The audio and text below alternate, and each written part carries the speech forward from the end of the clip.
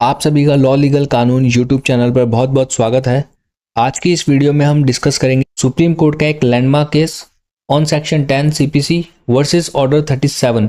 Section 10 बात करता है स्टे ऑफ सूट्स के बारे में। इसमें एक डॉक्ट्राइन भी है, अगर आपको पता है तो कमेंट में ज़रूर बताना।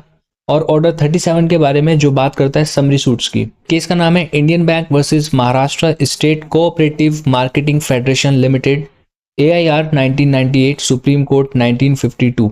इमेजिन करो, एक तरफ है इंडियन बैंक और दूसरी तरफ है Maharashtra state cooperative marketing federation limited.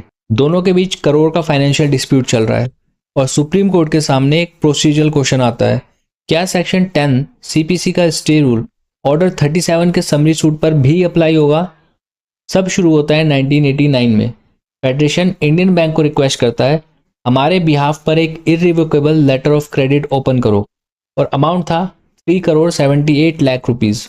Letter of credit open हो जाता है शंकर राइस मिल्स के फेवर में। तो लेटर ऑफ क्रेडिट एक तरीके की बैंक गारंटी होती है जिसमें गारंटी दी जाती है कि जो सेलर है उसको पूरा पैसा मिलेगा, प्रोवाइडेड डॉक्यूमेंटेशन की जो कंडीशंस है वो पूरी हो जाए। देखो, इस केस में अरेंजमेंट बहुत सिंपल था। राइस मिल डॉक्यूमेंट्स बैंक को देगी, बैंक डॉक्यूमेंट्स फेडरेशन को भेजेगा और फिर पेमेंट रिलीज होगा। लेकिन बिजनेस ट्रांजैक्शन डिस्प्यूट में कन्वर्ट हो गया। तो पहले हम इस केस के फैक्ट्स को समझते हैं। सबसे पहले फेडरेशन ने सूट फाइल किया, रिकवरी डिमांड की अप्रोक्सीमेटली 3 करोड़ 70 लाख रुपीस की। उसके बाद क्या हुआ, इंडियन बैंक ने बॉम्बे हाई कोर्ट में ऑर्डर 37 CPC के अंदर समरी सूट फाइल कर दिया। बैंक ने डिमांड किया 4 करोड़ 96 लाख रुपीस। इस केस की प्रोसीजरल हिस्ट्री को देखते हैं, क्योंकि यहाँ एंट्री होती है सेक्शन 10 CPC की जो बात करता है stay of suit, also known as doctrine of res sub judice. Federation ने कोर्ट में बोला, माय लॉर्ड, हमने पहले ही सूट फाइल कर दिया था, सेम मैटर पेंडिंग है, इसलिए सेक्शन 10 अप्लाई करो और बैंक के समरी सूट को स्टे करो। सिंगल जज थे, उन्होंने इशू को सुना और बोला सेक्शन 10 ऑर्डिनरी सूट्स के लिए है, समरी सूट पर अप्लाई नहीं होगा। जज ने फर्दर बोला, फेडरेशन का डिफेंस वीक लग रहा है, लेकिन डिफेंड करने का चांस दिया जाएगा, लेकिन कंडीशंस के साथ। कंडीशंस क्या थी, 4 करोड़ रुपीस कोर्ट में डिपॉजिट करो। फेडरेशन को ये ऑर्डर पसंद नहीं आया हाई कोर्ट का, तो फेडरेशन डिवीजन बेंच में अपील में चला गया। डिवीजन बेंच ने कंप्लीटली ऑपोजिट व्यू लिया। कोर्ट ने कहा सेक्शन 10 का वर्ड ट्रायल ब्रॉड मीनिंग में यूज हुआ है और ये समरी सूट पर भी अप्लाई करेगा। रिजल्ट क्या हुआ, बैंक का समरी सूट स्टे कर दिया गया। अब इंडियन बैंक पहुंच गया supreme court. Legal issue supreme court के सामने था, क्या सेक्शन 10 CPC का बार ऑर्डर 37 समरी सूट पर अप्लाई होता है। अब यहाँ पे इंडियन बैंक ने आर्ग्यूमेंट पेश करे। इंडियन बैंक ने कहा ऑर्डर 37 का पर्पस स्पीडी जस्टिस देना है।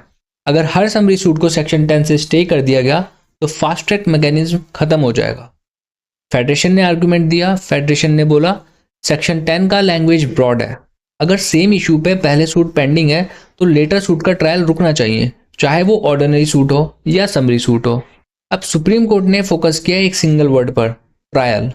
कोर्ट ने बोला हर जगह ट्रायल का मीनिंग सेम नहीं होता, कॉन्टेक्स्ट इंपॉर्टेंट होता है। अब सुप्रीम कोर्ट ने ऑर्डर 37 का स्ट्रक्चर एक्सप्लेन करा इस केस में। सुप्रीम कोर्ट ने एक्सप्लेन किया, समरी सूट में पहले प्लेंट फाइल होता है, फिर डिफेंडेंट अपीयरेंस फाइल करता है, उसके बाद डिफेंडेंट लीव टू डिफेंड मांगता है। मतलब समरी सूट में क्या होता है, बेसिकली जो डिफेंडेंट है अगर उसको अपना डिफेंस भी देना है तो पहले उसको कोर्ट से परमिशन लेनी पड़ती है। जब वो परमिशन मिल जाएगी उसके बाद समरी सूट में जो है डिफेंडेंट अपना WS फाइल कर सकता है। अब यहाँ सुप्रीम कोर्ट ने एक हिस्टोरिक ऑब्जर्वेशन दिया। सुप्रीम कोर्ट ने बोला समरी सूट में रियल ट्रायल कब स्टार्ट होता है, जब लीव टू डिफेंड ग्रांट होता है।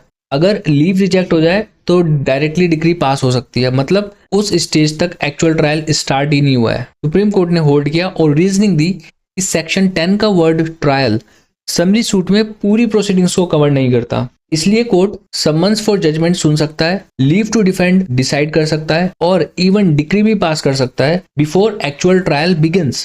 कोर्ट ने कुछ एडिशनल ऑब्जर्वेशंस भी दिए, जैसे कि सेक्शन 10 ऑफ द CPC एक प्रोसीजरल प्रोविजन है और ये सूट फाइल करने को प्रोहिबिट नहीं करता, सिर्फ ट्रायल प्रोसीड करने से रोकता है। कोर्ट ने यह भी बोला इंटरलोक्यूटरी ऑर्डर्स पास किए जा सकते हैं, जैसे कि injunctions, appointment of receiver, attachment before judgment. अब सवाल ये उठता है कि डिवीजन बेंच गलत क्यों था। सुप्रीम कोर्ट ने कहा डिवीजन बेंच ने ट्रायल को अननेसेसरली ब्रॉड इंटरप्रेट कर दिया। हाई कोर्ट ने रिलायंस लिया था हरीश चंद्र वर्सेस त्रिलोकी सिंह पर।